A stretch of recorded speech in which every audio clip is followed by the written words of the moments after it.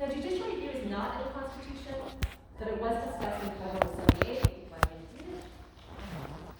Now, the Federalist Papers were 85 essays written by Alexander Hamilton, James Madison, John Jay, under the pseudonym Publius.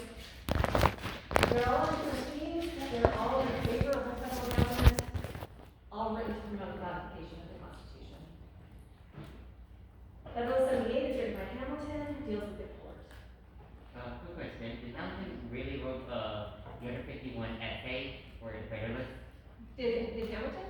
Yeah, Hamilton wrote 51 an essay for the Federalist. I've heard that rumor, I do not have direct knowledge. Do you know where I got that from? The Hamilton, the musical? You know. Did you watch it as well? You keep me on my toes, man. Okay, so some of the key points coming out of Federal 78. First of all, Hamilton makes the case that the Supreme Court is the weakest branch of the government. They do not have the power of the sword nor the purse, sword being executive, purse being legislative. They're in the least position to annoy or injure anyone. Also here he gives a nod to Montesquieu's Spirit of the Laws, which establishes what our form of structure of government is based on. That idea of the separation of powers, that you pit power against power, ambition against ambition. For that reason, though, all three branches need some form of power. So with this weakest branch, it needs something, otherwise it's just going to get beat up by the other two branches. So in terms of first making the argument of why we are right to have this power, this legitimacy of the court, Hamilton talks about the court as the voice of popular sovereignty. And in this, part of what this is relying on is the idea of this Constitution, as they're discussing the Constitution, as our social contract, this time when, and this is very much a myth, but that everyone came together, signed off, and agreed to join this government. The court is the interpreter and protector of the Constitution, that's their job. So they give voice to the power that created the Constitution, that being popular sovereignty, all of the people. Only branch to speak. Oh, Mary, were you gonna screen share the slides or? Oh, probably did.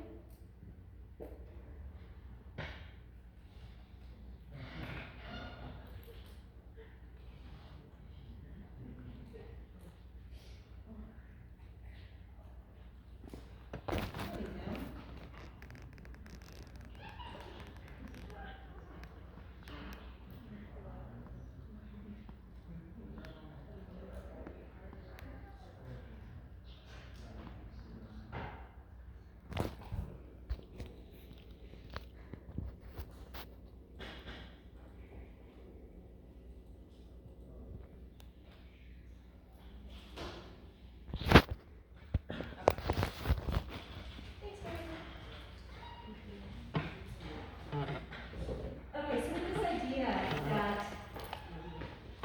the court is this interpreter, they speak for the people, popular sovereignty, they speak for all of the people, so the idea being your representatives don't actually represent all of you, even if they should, because they tend to come to their constituency. President has a national constituency, but does represent one party. So the court, especially because they're supposed to be nonpartisan, they are the voice of the Constitution, protecting the entire nation. And in this too, exactly for that reason, they should be have the power to protect against such things as legislative overrepresentation. So the court is the protection of the people from the legislature, keeping the legislature within the limits assigned to their authority. Now, Congress is seen as the most powerful branch, so the court needs to be able to push back against them. How? Through judicial review. The court speaks for the Constitution, they can declare laws invalid if they, the court justices, interpret the law to be a violation of the Constitution, even if the majority of the people agree with the legislature. So again, that idea of the court as acting majoritarian, yes. Just before we go on, I wanted to ask a question about the voice of popular sovereignty bullet point. How is it regarded, or why is it regarded as the voice of popular sovereignty if it's supposedly insulated against public opinion? So because they're the voice of the Constitution, and the Constitution is supposed to embody our national unity.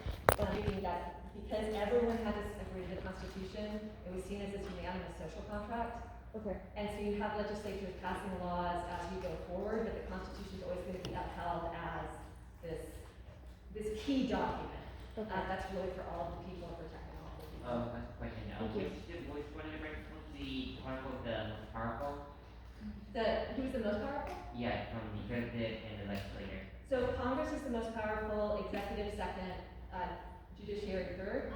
And this is actually reflected in the articles of the Constitution. So Article 1 is Congress, Article 2 is executive, Article 3 is the court. It's the executive have the least powers because the executive is kind of supposed to be the leader of the country, and Congress should be, like, be the first powerful because it's supposed to be, having laws, to be active in the United States.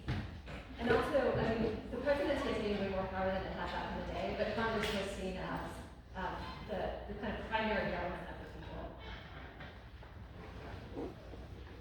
Okay, so we've already talked about this. The fear is that the majority might suppress minority groups in the community.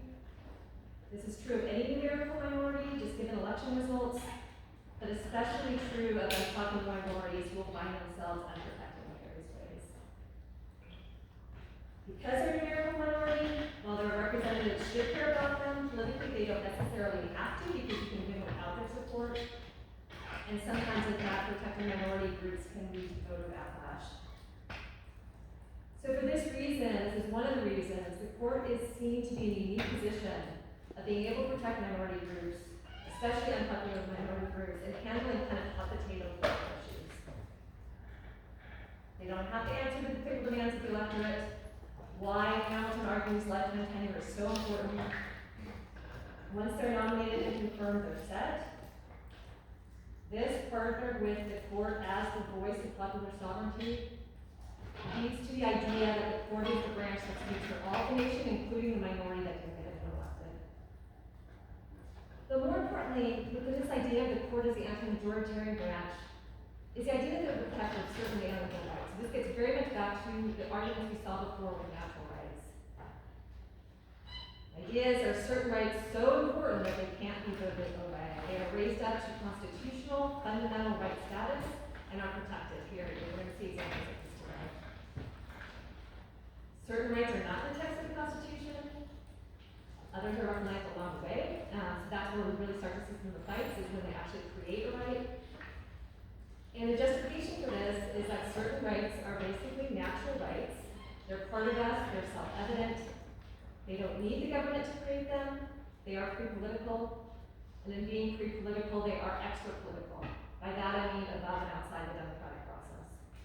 This should all sound very familiar. So this is exactly the sort of natural rights arguments.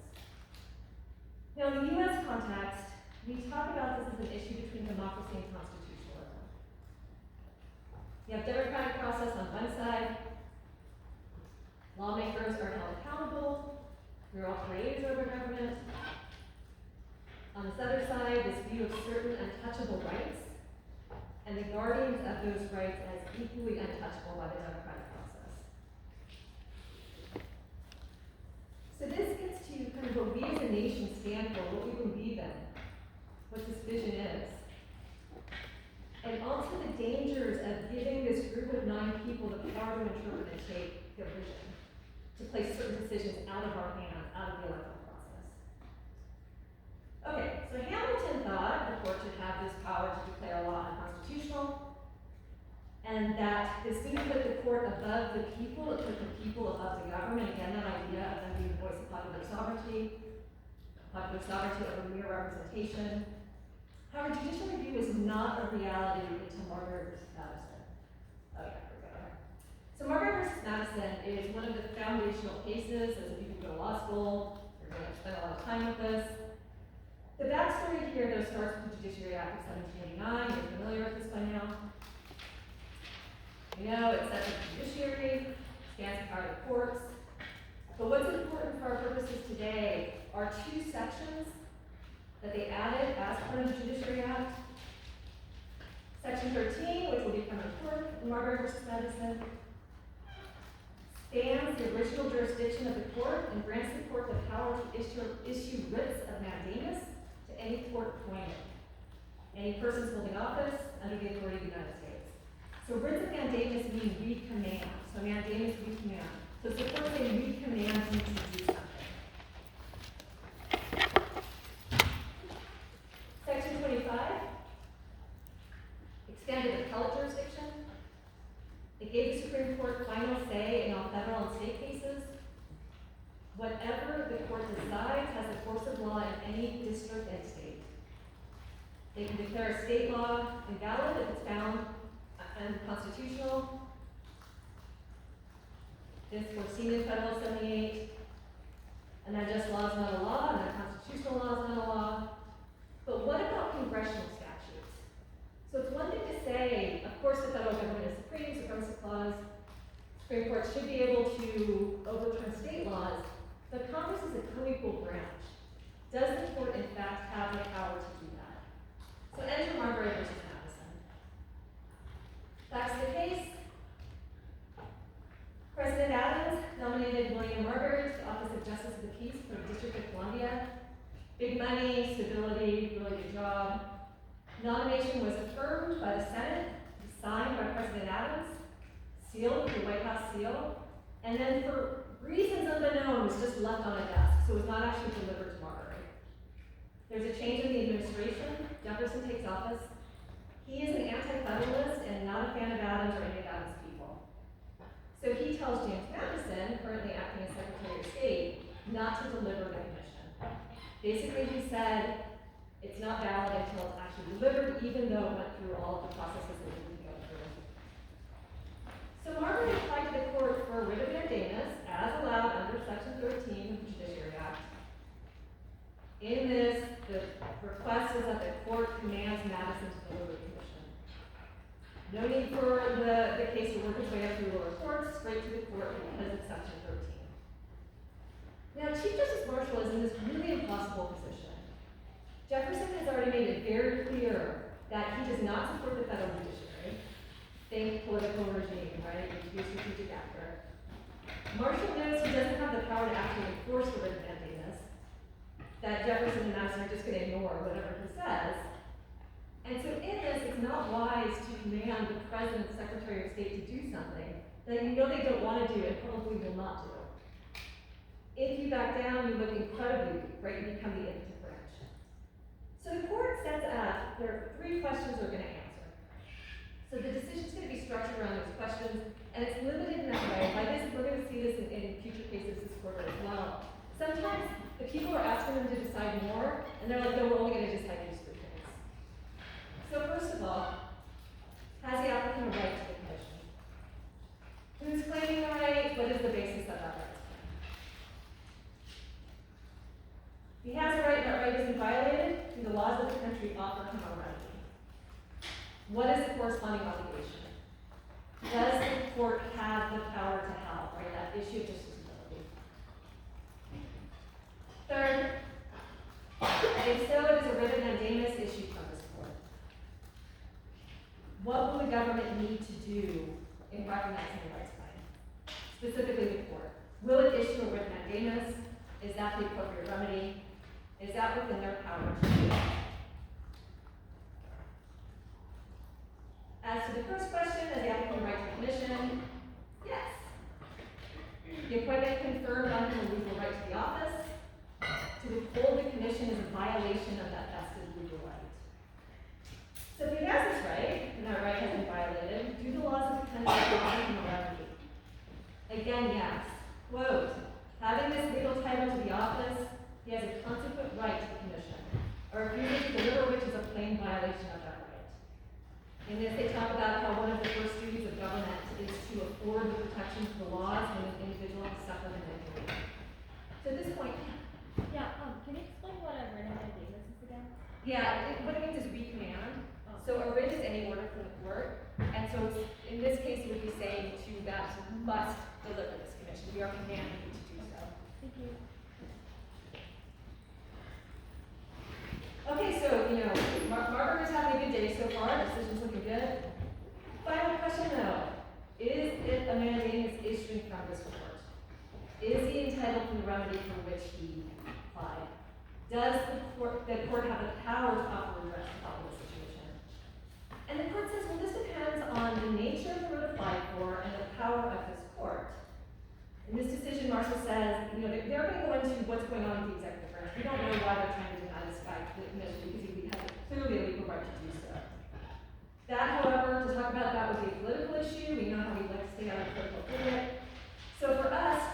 marshal. The only question is whether we can command that the permission be delivered. Does the court have the power to issue the writ of mandamus? Now, according to the Judiciary Act, as we know, they do. So looking at that act again, here we have it, writ of mandamus, going to the United States courts. So Marshall quotes this section, and then he goes on to write, the Secretary of State, being a person holding an office under the authority of the United States, is precisely within the letter of the description, and if this court is not authorized to issue a writ of mandamus to such an officer, it must be because the law is unconstitutional. So really much just putting up there again, what that section again, and then going through and saying, okay, clearly it fits. So now we just have this issue of constitutionality. And of course, at this point, there's like, record slipping. It's a congressional act, and that actually be considered unconstitutional, right? How can that be? He's like, okay, let's look at the text of the Constitution. Article 3, Section 2, Clause 2. In all cases affecting ambassadors, other public ministers, and consuls, and those in which the state shall be party, the Supreme Court shall have original jurisdiction. In all other cases before mentioned, the Supreme Court shall have appellate jurisdiction. So we've already talked about that idea of original versus appellate jurisdiction. Original going straight to the Supreme Court. Now, Marshall says it's clear that these are the only cases the Supreme Court has original jurisdiction. They're very specific about that. They listed these special cases. Appellate jurisdiction is all other cases. The Congress leaves it up to Congress to add to the appellate jurisdiction, right, all other cases, but not to original jurisdiction. And the section up here, because it went straight to the court, made it an original jurisdiction case. Says to read it otherwise is to say that the Constitution is form without substance, and the distinction between jurisdiction is superfluous. That is, there is no difference between original and appellate jurisdiction. However, we cannot presume that any clause in the Constitution is intended to do that. So by granting the power to issue writs of mandamus, the Judiciary Act was short-circuiting the appellate jurisdiction, giving Supreme Court original jurisdiction. As a result, Section 13 of the Judiciary Act is not warranted by the Constitution. It is counter to constitutional text. So next question is, can such an act that is repugnant to the Constitution become the law of the land? Which is higher, the Constitution or an act of Congress? Says the Constitution is either a superior paramount law and changeable by ordinary means, or it is on a level with ordinary legislative acts. And like other acts, is alterable when the legislature shall please to alter it. So is the Constitution a special case? Should rights, powers, and limitations set forth in the Constitution be treated differently than a law passed by a majority in Congress? He goes on to write, if the former part of the alternative be true, then a legislative act contrary to the Constitution is not law. If the latter part be true, then written constitutions are absurd attempts on the part of people to limit a power in its own nature or moral. What is the point of a Constitution if Congress can just legislate it away? There's supposedly something special about the Constitution. Again, it is like that idea of these eternal natural rights. It is the protection of those rights outside of the democratic process. So once he sets it up this way, of course it is the former. We the people who limit Congress, we created them. We're the ones with popular sovereignty, not them. As a result, a legislative act not in line with the Constitution is not law and is not binding. It is void. An unconstitutional law is not a law. It is not supported by the popular sovereignty embodied in the Constitution. So who can judge what is and what is not contrary to the Constitution? Who can speak for the voice of popular sovereignty? Who can protect the people from the encroachment of the legislative branch? Hello, Federalist 78, right? Very much this decision. It's going to be the courts. Also, this decision, they use the same arguments as Hamilton about the need for the Constitution to be superior to normal laws. That this isn't about the courts being placed over other branches, it's the people over their whole government. So the results of the case, Marbury didn't get his commission. So in that way, Jefferson sort of won. Section 13 of the Judiciary Act overturned, thrown out, no longer exists. Unconstitutional law is not a law. In a way, the court limits its own power because it can't issue writs of mandamus. Definitely limit the power of Congress. The laws passed may now be reviewed by the Supreme Court and declared void. And in doing this, this decision created this huge power of judicial review. At least confirmed what was foreseen in Title 78. So as I've already said, this power is not without controversy. One side recognizes the necessary corrective in the constitutional democracy. On the other side, there's the concern about the court being a super legislature above Congress, making, not interpreting laws, and immune from electoral accountability. Often when the court uses judicial review, they are charged with judicial activism, that they are using their power to achieve certain political goals.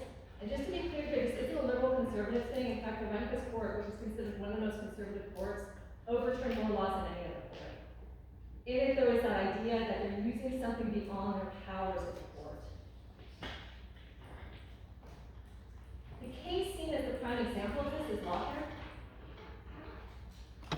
So it's often used as a sort of code word for judicial activism So does that say Lochner versus the what? versus New York. Yeah, I think if I get rid of the we'll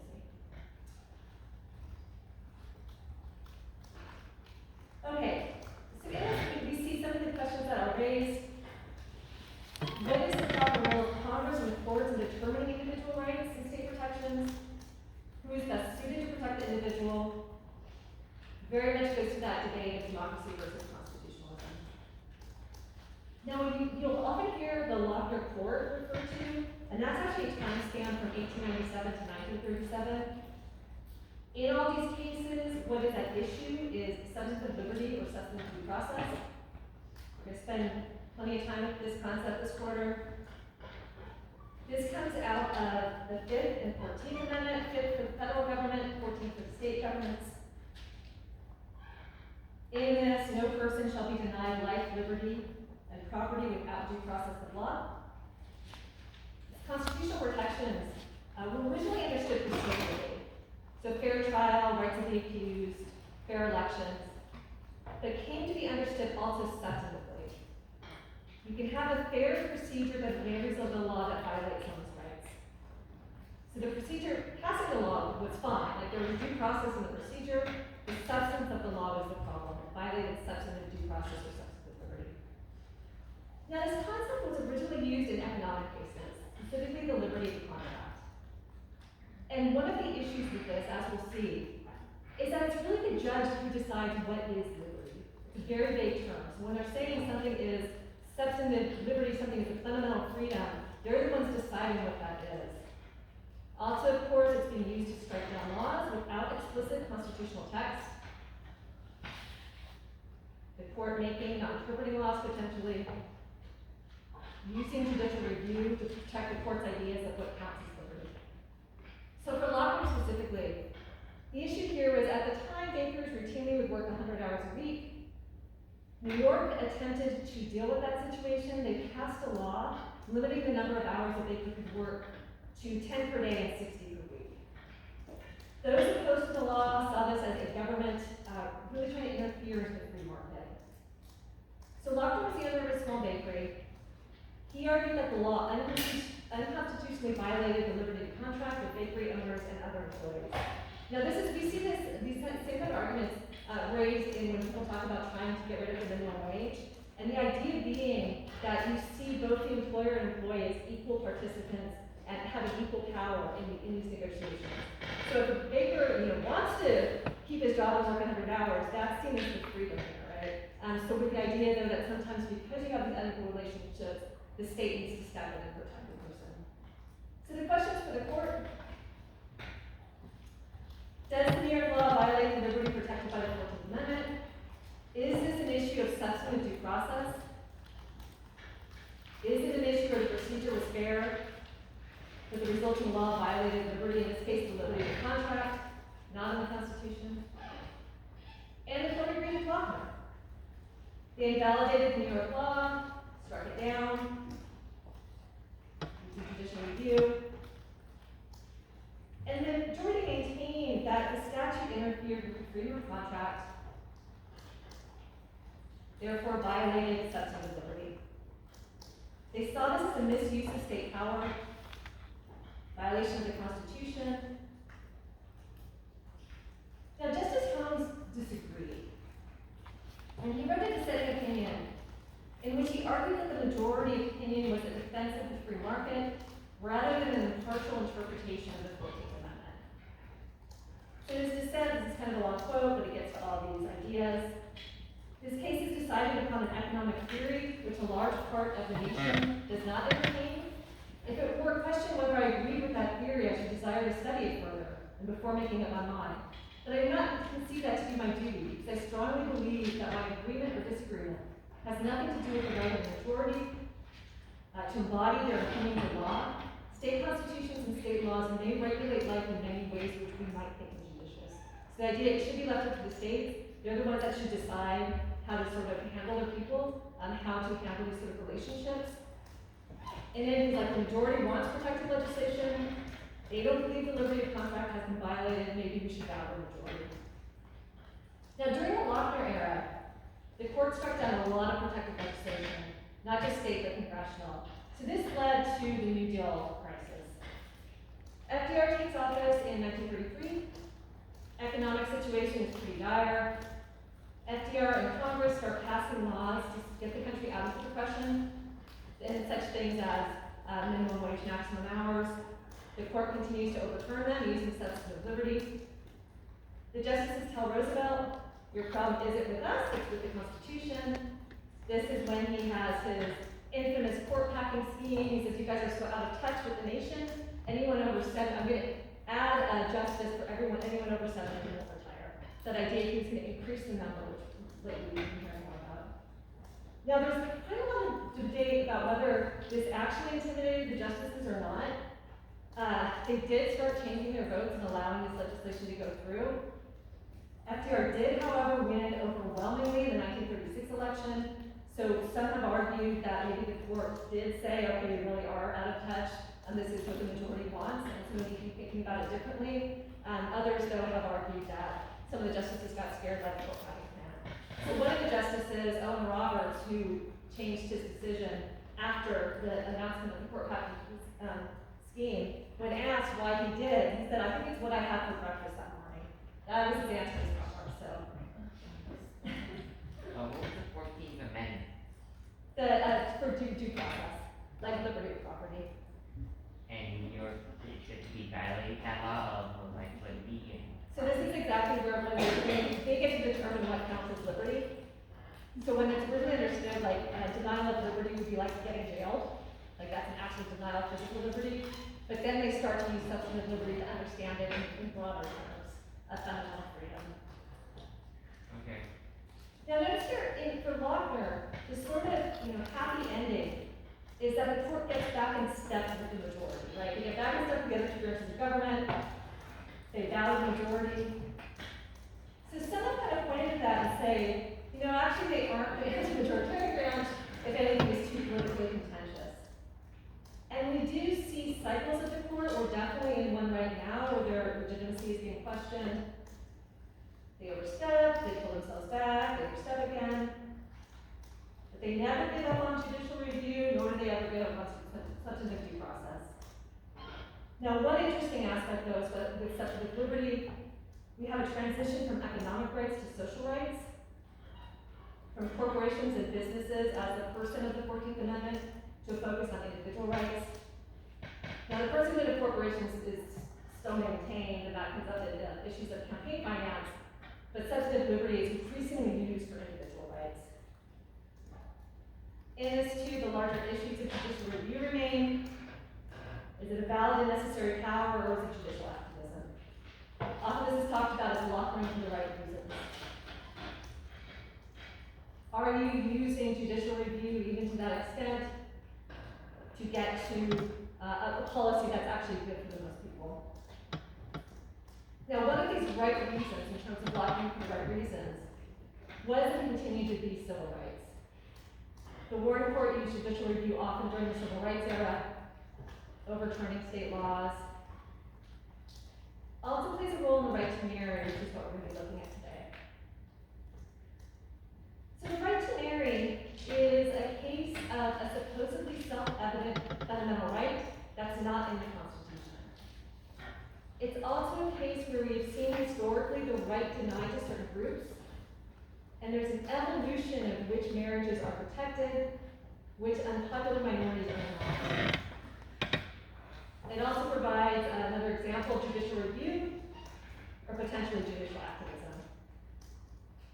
Now, this seminal case was Reynolds v. U.S. In the interest of time, I'm not going to go into that because I do want to have plenty of time to talk about the test today. It was a case, though, that established marriage, the right to marry, as a fundamental right protected by the Constitution. This was back in 1878. However, that case involved polygamy. Now, I know reality TV will have you believe otherwise. Polygamy has been and still is illegal in the United States. So what that case did, somewhat oddly, was say, no, marriage is a fundamental right. This is something we see as basically a natural right, even though it's not in the Constitution. We do think it's fundamental and should be protected as a constitutional right. However, states can regulate marriage if such marriages, quote, violate social duties or subvert the order.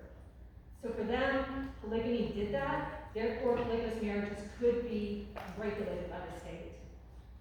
So the same balancing limitation on constitutional protections can be seen in both laws prohibiting mixed-race marriages and same-sex marriages. So miscegenation laws are those that prohibit interracial marriage. Wait, what does that say? Miscegenation, How do you spell that? M-I-S-C-E-G-E-N-A-T-I-O. Can you say that again? Listen here, I'm slow, okay? I'm a slow word for name. Telling you these are ones are not mine. You're your friend. It's M-I-S-C-E-G-E-N-A-T-I-O-N. We just go for mixed race. That's easier. Okay. So the earliest higher court case regarding miscegenation was Scott v. Georgia in 1869. And the decision upheld state prohibition of mixed race marriages. They claimed that such unions were unnatural and would result in basically weak kids. And these, I want you more just to get a sense of this. You don't need to know the cases themselves, just kind of know what some of these arguments were. Tennessee and Alabama state superior courts similarly upheld such regulations, citing social order. In Lotus v. State, the Tennessee Supreme Court predicted violence and civil unrest if such relationships were allowed. In Green v. State, the Alabama court pointed to the social disorder caused by if the United States were going to God created separate races. So think about that in terms of utilitarianism, in terms of rights claiming, in terms of claims to religion. Then, however, Reynolds has decided, 1878, so now the right to marry is a fundamental right protected by the Constitution. Given fundamental right status, the states now have a higher bar to claim these laws were legit or they would be struck down as unconstitutional. Not surprisingly then, we get a case very soon after this. Now, in this case, largely on the claim that miscegenation laws were not only a denial of the right to marry, but were also in violation of the equal protection laws. People were not being provided equal protection of the laws. Some have the right to marry, others do not. The court, however, decided that there was no equal protection issue because both races were equally prohibited from marrying the other. No individual was being denied the right to marry. They still have the right to marry someone within their own race. There's therefore no constitutional right had been infringed. Now, the one exception to the pattern of decisions in miscegenation cases really took to heart this issue of equal protection, and I love this case, Harris v. Sharp. Wait, what is it? I can see it in. Harris v. Sharp, S-H-A-R-P. Harris v. who? Sharp. S-H-A-R-P. So this is a California Supreme Court case. The California law prohibited Caucasians from marrying blacks, Asians, or Malaysians. And so the court claimed that the law discriminated against white people as other races were allowed to intermarry as they saw fit. And I know when you first hear that, you think it's going to be one of those, like, white people have suffered far too long. But the decision is really sarcastic and such a fun read if you ever want to read it. It's clearly mocking the findings in the case.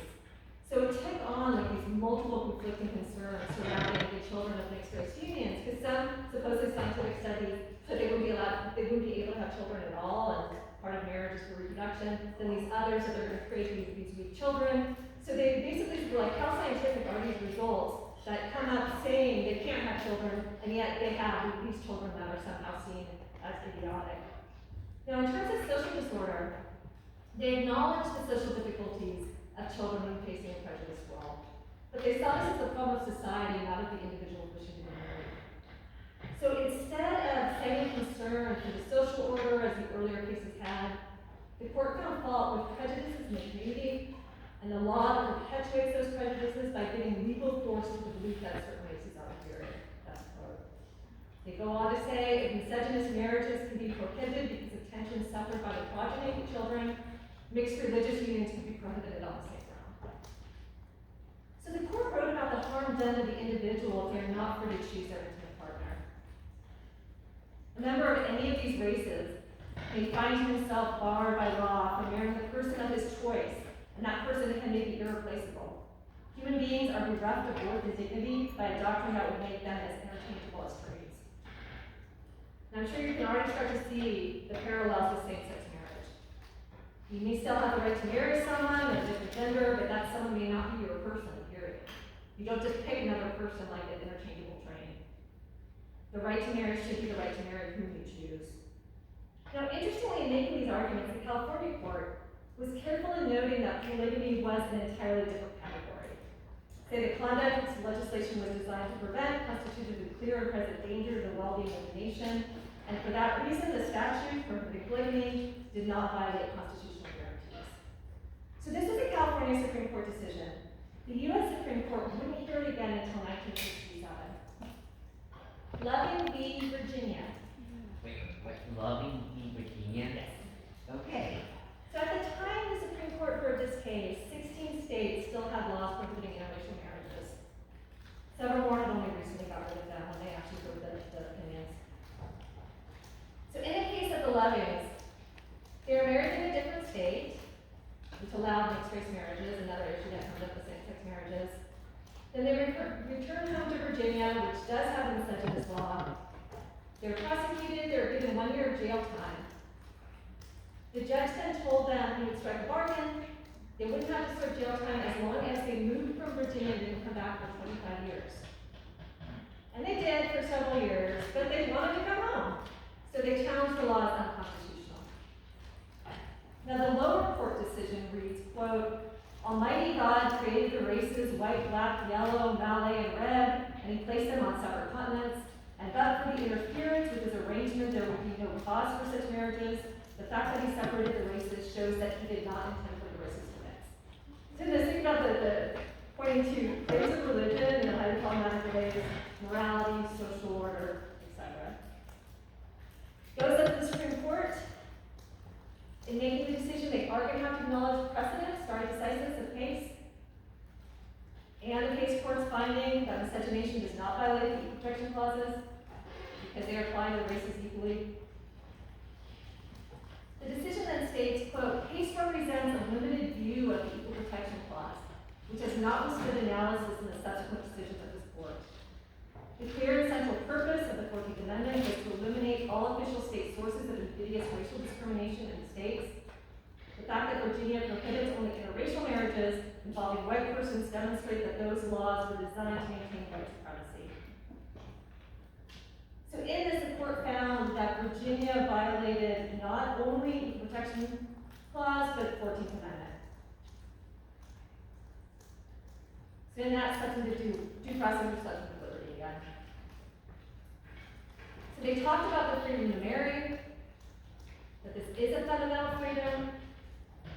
To deny such a substantive liberty, quote, on so unsupportable a basis as the racial classifications embodied in these statutes, classifications so directly subversive of the principle of equality at the heart of the 14th Amendment, surely to deprive all the state citizens of liberty without due process of law. So very much that idea again, that it is that substantive due process, even though the laws were passed in a manner that had proper procedure, the result was a denial of substantive liberty. So at that point, they say that is not allowed, it's unconstitutional, unconstitutional law can't be a law. So there's 16 states that still had miscegenation laws. At that point, they were all null and void. Once again, with no proper procedure, it didn't matter, it violated substantive liberty. Now, just a postscript to the story, and also as a bridge into same-sex marriage cases, in 1998, there was a case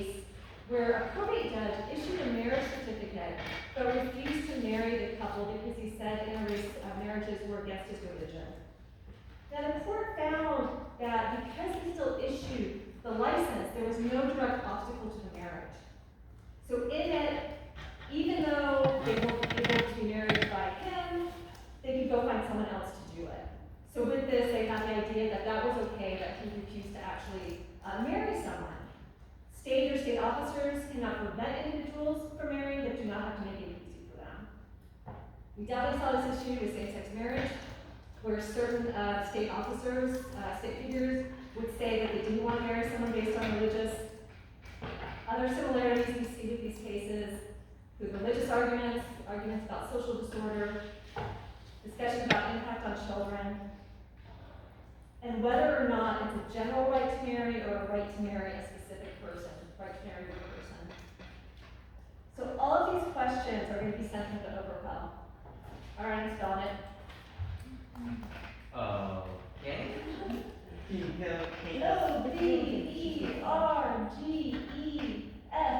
Oberfell. No, just L, sorry. Versus Hodges. Wait, can you do that again? It's really good. Oh, wait, hold on. It's 2015. Okay, now I know what it is. Yeah, I see, yeah. All right, so same-sex marriage has been an issue of political debate for some time. Originally not allowed in any state. 2004 was the first year a state allowed same-sex couples to marry. However, it was still going state by state, a very slow process. So there are several state court cases around this issue. There tend to be two approaches. Once again, we're going to see equal protection and substantive liberty.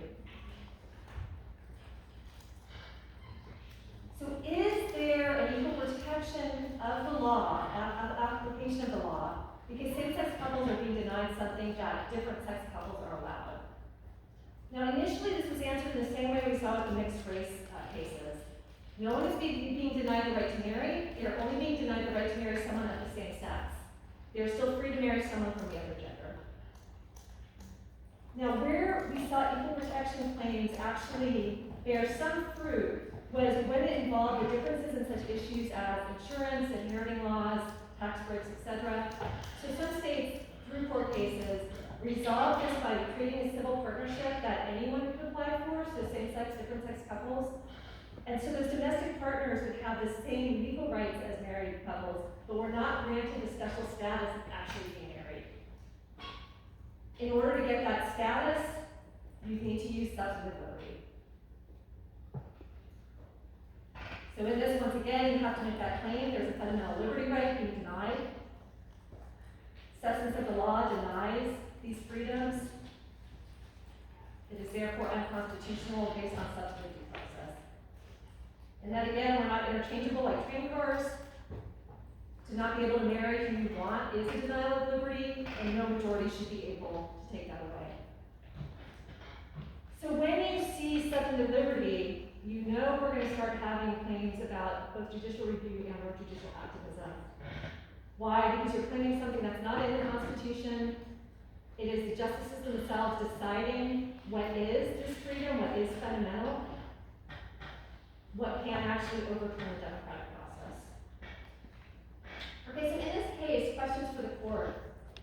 First, does the 14th Amendment require a state to license a marriage between two people of the same sex? Is there a rights violation there? Are laws banning same-sex marriage unconstitutional and therefore should be avoided?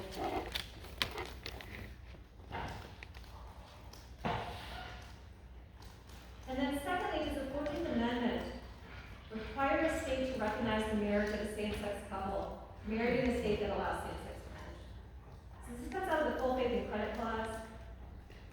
Applies to different sex marriages. I was married here in California. If we moved to Oregon, Oregon still wouldn't recognize that marriage. As we saw with the Loving case, Virginia did not recognize their marriage, it was only to prosecute them. At this time, when only a couple states were allowing same-sex marriage, the question became, does the other states have to recognize it if these couples move? Now, the second question will not need to be answered. If they answer yes to the first question, why?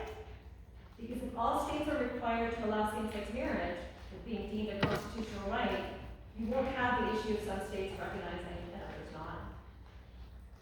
So really, for this case, the first question was primary. Very key to answering whether there has been a violation of a substantive due process. So how will the majority of the court view liberty? We find out in the very first line of the decision. The Constitution promises liberty to all within its reach, a liberty that includes certain specific rights that allow persons within a lawful realm to define and express their identity. Now, I want you to think about this for a minute, about this claim, and about the different modes of interpretation, right? So it may not surprise you, Scalia completely lost his mind at this line. And whether it's textualism, no. Right? Is it original intent? Did the framers see the expression of identity as a fundamental liberty? So to make this substantive liberty claim successful, you have to argue it's a fundamental, self-evident right. So the majority goes to history. They talk about how for hundreds of years, marriage has been central to civilization. They talk about Confucius and Cicero.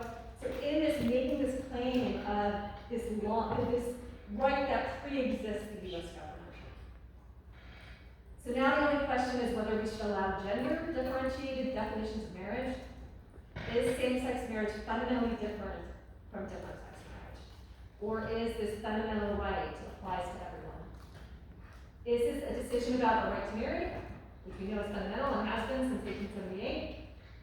Or is this a different claim altogether, to a right to same-sex marriage, which is part of Scalia's argument, and part of the argument of those who opposed it at the time? So the decision goes through the various changes in marriage. How as we evolved as a society, marriage changed. For example, women are no longer considered property of their husbands. So maybe this is another necessary update as we attempt to become a society we aspire to be. Aspirational approach. What do we as a nation aspire to be? Also in this, we see the social nature of law. Maybe not so eternal, maybe it gets updated as we evolve as a society.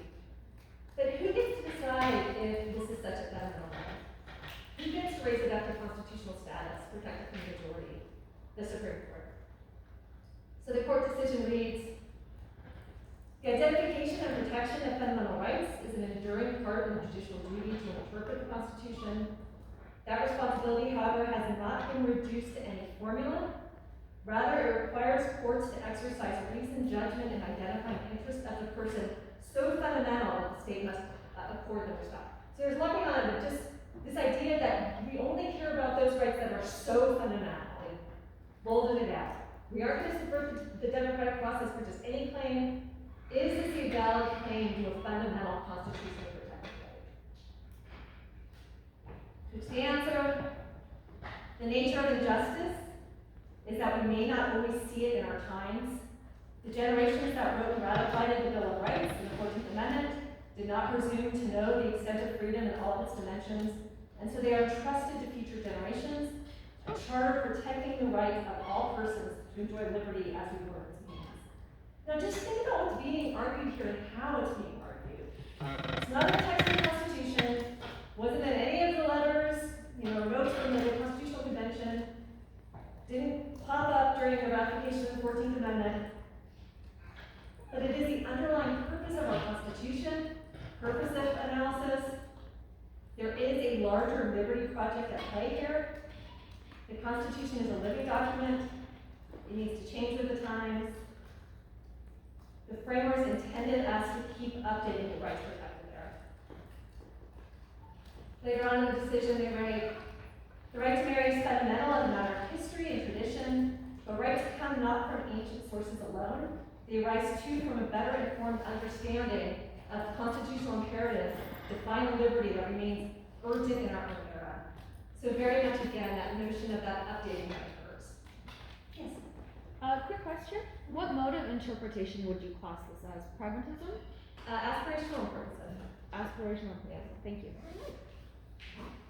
And I'll tell you why. Because it is very much that idea of what is the purpose of our nation, what do we as a nation aspire to be. I would put it called the aspirational path. It's a beautiful decision if you read it. Wait, you say it's aspirational? I'm sorry, what? What is it? It was aspirational? Aspirational, yeah. Okay. So with pragmatic, if anything, any sort of arguments about social order go against a sort of pragmatic approach. Okay. Thank you. Okay, so leading to the decision, the court now holds that same-sex couples may exercise the fundamental right to marry. No longer may this liberty be denied to them. Baker v. Nelson, which was the precedent, must be and now is overruled, and the state laws challenged by the petitioners in these cases are now held invalid, null and void. Unconstitutional law is not a law. So in this, is this a case of judicial review properly protecting constitutional rights of all individuals? Or is it judicial activism where the court is overstepping into an area better left to politics, with all of these states still having laws prohibiting same-sex marriage? Now, Scalia had some definite thoughts about this, not surprisingly. So in Scalia's dissent, we see charges of judicial activism. The opinion in these cases is the furthest extension, in fact, and the furthest extension one can even imagine, of the court's claimed power to create liberties that the Constitution and its amendments neglect to mention. So in this idea they are creating something that isn't even there, they're just constructing it, they're making it up, personal opinion in disguise. He goes on to say that this unelected committee of 9 robbed people of the freedom to govern themselves, so undermining the democratic process. They're politically insulated, largely unaccountable, making instead of interpreting law. And in case you had any doubts that he was making these claims to judicial activism, he writes, this is a naked judicial claim to legislative and duty, super legislative power, a claim fundamentally at odds with our system of government. So here, very clearly, we see the conflict over judicial review. On one side, protecting the individual from discriminatory laws. On the other, charges of undermining the majority, acting as a super legislature. So in it, when is it a problem? When is it necessary in a constitutional democracy? And this is one of the many questions you should be asking yourself while you study for Tuesday's exam. So if there's any questions about that, I'd like to talk about the exam. If any? Test 1. That's actually no longer true. Oh yeah, it's true. I thought I updated it. Oh, I'm telling you guys, it's only 3. Okay, so one thing to note too, I want you to really be paying attention to another thing, or don't focus on these concepts we'll go over today. I'm going to be asking you big questions. You're going to have all sorts of opportunity to show me what you know. I'm not going to be asking you about footnotes, etc. One thing you'll notice on the study guide, over half of it is just from this week. The only reason being there's so many concepts and terms this week, where the previous 2 weeks were very theoretical. So with those previous 2 weeks, those are going to lend themselves much better to the longer essays, right? So in that, thinking about some of these big questions, which I'm going to go back through, but kind of, yeah, so thinking about these big concepts, the umbrellas, and then what kind of applications can you provide, what examples can you provide? We've gone through a lot in this class, so that should be all there for you to use. One thing to note too, and I will email this again, I've had a lot of questions about the timing of the exam. It is only 80 minutes long, same time as class time. I'm making it available 1:30 to 3:30 just to give you guys a little more flexibility because you're going to have to go take it on campus. It is not 2 hours long. You do not need to take off work. I think most of you will be done under an hour. Once you start the exam, the timer starts and you have 80 minutes. You will be taking it at home. I'm a trusting sort, so we're not doing any of the respondents or anything. As a result, though, I do recognize you are going to have access to notes. But notes are only going to help you so far because I'm not asking you to list things, I'm asking you to explain and apply concepts. Okay. Key themes, not surprising, what is the law based on?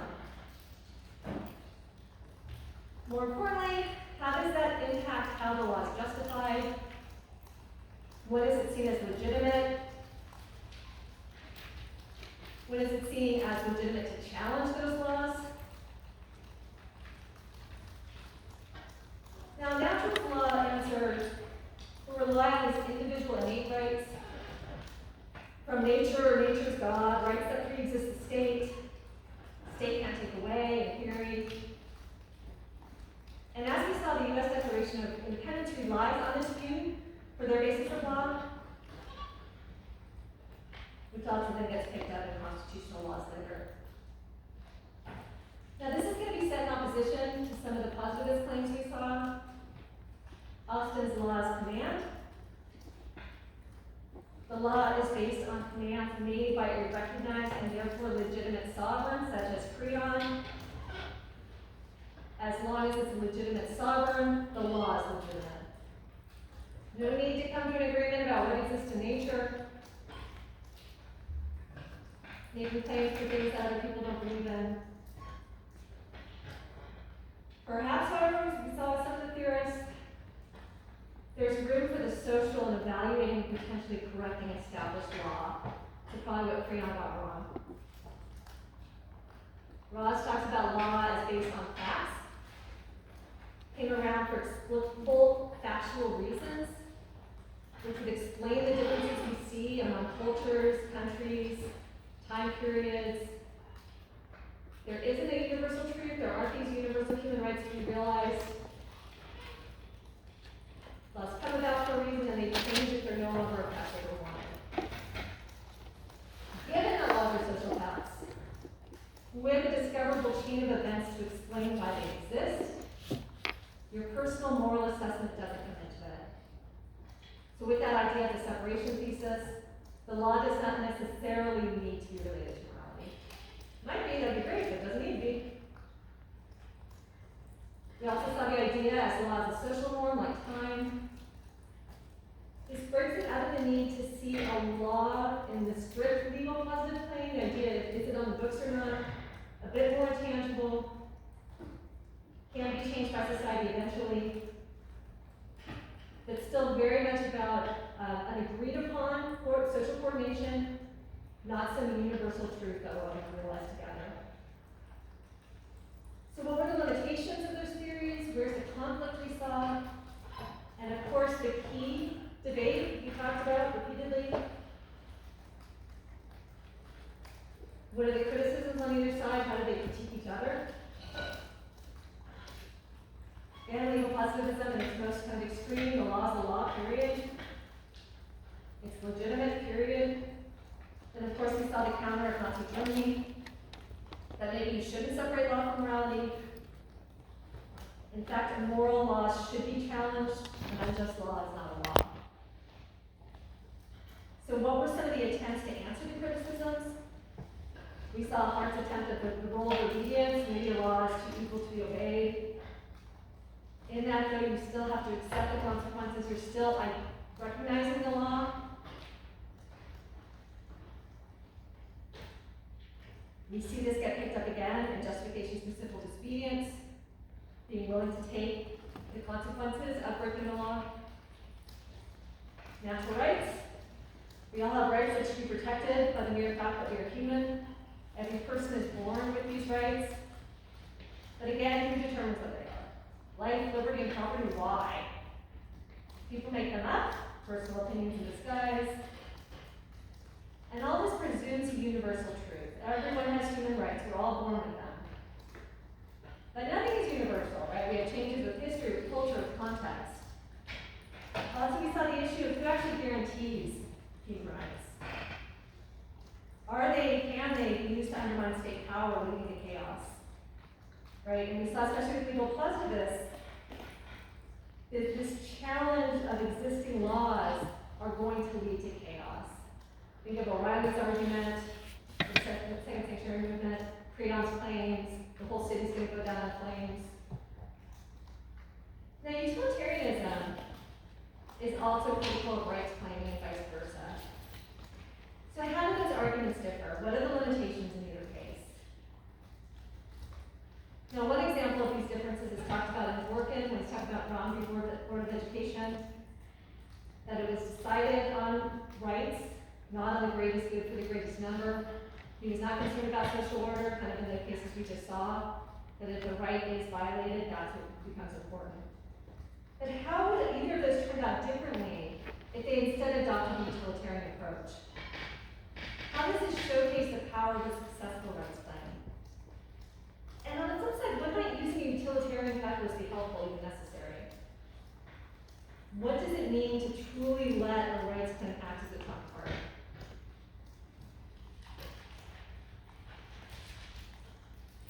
So when we're talking about rights, there's the idea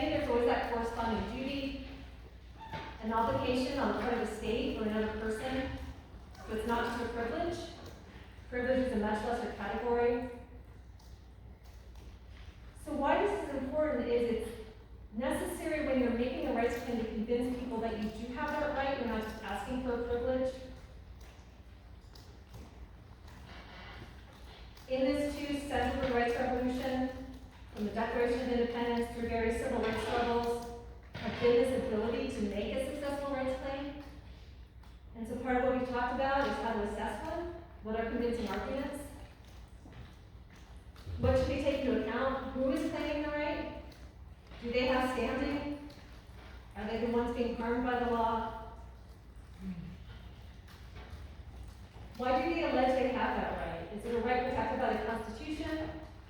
Is there an international law or treaty that might give them something to claim, some basis to make that claim? What is being claimed? What are they asking for? And how successful are collective rights claims? Why might they be seen as necessary? Why are they challenged? And we talked about the UN with that idea of self-determination, freedom to pursue economic, social, and cultural development. Well, what does that look like? And when we're talking about freely determining your political status, which implies independence, what does this mean for groups within a nation state? So we explored all these issues with a variety of examples: occupation of albatross, brown berets, Antigone, the sanctuary movements. In any of these questions, hopefully you can see and see how those examples apply. And looking at all these cases, who was making the claim? Did they have standing? What were they asking for? Why did they allege to have this right? What was the corresponding duty or obligation of the state? And what do you do when your rights are not recognized? So looking at civil disobedience, what are some of the justifications?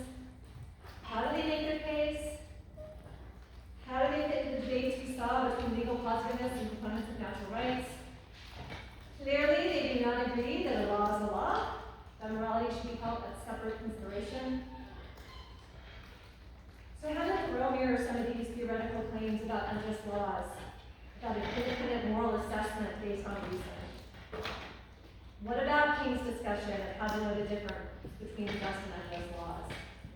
What was the role of religion in his claims? Also, with Dworkin's discussion of the rule of law, what if the government is not respecting the law, acting as if they are above it?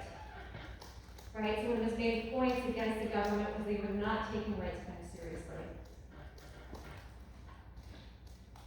And when I'm mentioning all of these examples, I don't expect you to use all of them, but these are all examples that should be available for your use. Now, one of King's justifications was that if they broke the law openly, lovingly, and with the willingness to accept the penalty. And so when we look at the actual conduct, the actual actions taken, are they public? Do the groups accept consequences? Do they try to work within the system? Do they try to negotiate? If you are reacting to an unjust law that is causing your community to harm, how far do you go?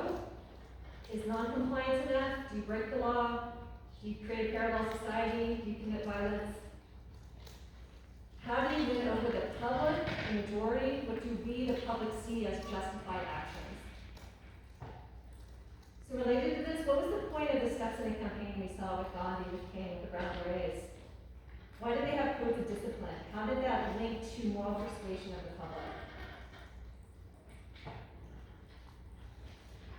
Again, we have a bunch of different examples. Who was justified in their civil disobedience, who was not? And how do we evaluate civil disobedience justified by religious beliefs? Does that garner greater support, or is it more problematic because religious beliefs are even more sort of intangible and debated concepts than natural rights? Not everyone agrees with the same religious beliefs by far. So what is the role of religion challenging civil authority? When is it a necessary corrective? When does it help to provide an authority outside of the state to question state action, to question unjust laws? When is it used to undermine the state in a common way? How should governments handle these kind of challenges? Should actions based on religious beliefs be given a greater privilege or treated as any other defiant act? Does the sincerity of their beliefs matter? Whether the public agrees with them? Whether the law in question is passed through democratic means versus pre-on command versus executive order? Now, in the U.S. constitutional framework this past week, power rights claims differ when based on rights within the Constitution. What about when constitutional rights and written laws collide? Courts obviously are central to recognizing constitutional rights claims, hence the role of judges is really important. So we talked about ways in which they are restrained in accepting certain cases, that there are areas such as the political thicket that they're supposed to stay out of. They don't always strictly abide by those limitations. And key to decision-making is what they're taking into account. Are they thinking strategically about the larger regime? Even strategically with their own internal conference, a way of saying, I'll sign on to a more moderate opinion, but I won't sign on to a really drastic one. Are they overly influenced by their personal beliefs and attitudes, the attitudinal model? Are they honestly assessing each case with only the laws and the Constitution in mind? In which case, modes of interpretation matter very much. We went through a ton of them. How are they different from each other? Why does adopting a different form of interpretation alter the decision? Once again, you don't have to know all of them, know some of them, know how they're different, know why it matters. So you're thinking through an issue, you just saw right to marry, what would the textualist say? What is the role of stare decisis? Should more practical issues such as consequences be taken into account as in pragmatism? What does someone adopting the aspirational approach rely on? How is this similar to natural rights claims, even if not written in the Constitution, that the right still exists? And the recognition or creation of rights under constitutional text is the core of the conflict surrounding judicial review. We just talked about this, we don't need to talk about it again, but very much that idea of what are the goods of judicial review, what are the concerns over it. How did we see this play out in Marbury, Lochner, and Levy, and Whitwell?